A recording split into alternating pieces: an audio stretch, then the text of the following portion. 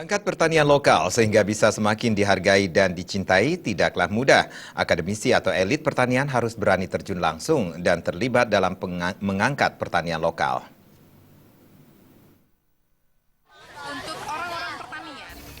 Akademisi dan praktisi pertanian Sri Sutari mengakui sulitnya mengangkat dunia pertanian yang terlanjur dikenal miskin dan kotor ini. Mencintai pertanian menurutnya harus dimulai dengan menyelamatkan lahan pertanian atau tegalan yang ada sehingga tidak menjadi korban alih fungsi lahan.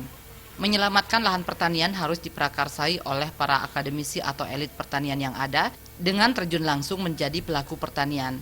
Sinergi yang baik juga harus dilakukan khususnya dengan petani penggarap dan pasar guna mengedukasi tentang pentingnya bertani yang baik serta ketersediaan pasar untuk menampung hasil produk pertanian sehingga ada keterkaitan jelas antara satu dengan yang lainnya.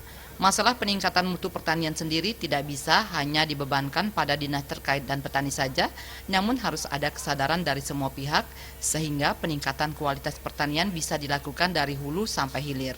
Keberadaan elit pertanian seharusnya mampu mengangkat pertanian menjadi lebih baik.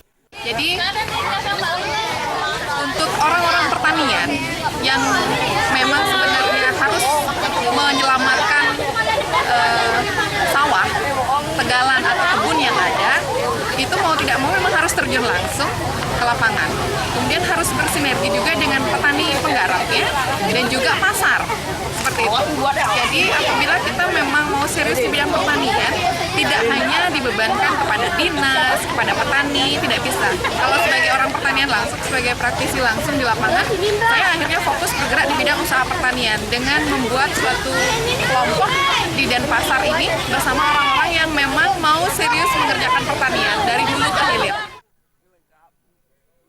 Ditambahkan pengenalan terhadap pertanian juga harus dilakukan secara kontinu sejak usia dini sehingga masyarakat bisa ditanamkan untuk mencintai pertanian sehingga kesan pertanian adalah pekerjaan yang kotor dan miskin bisa dihapuskan.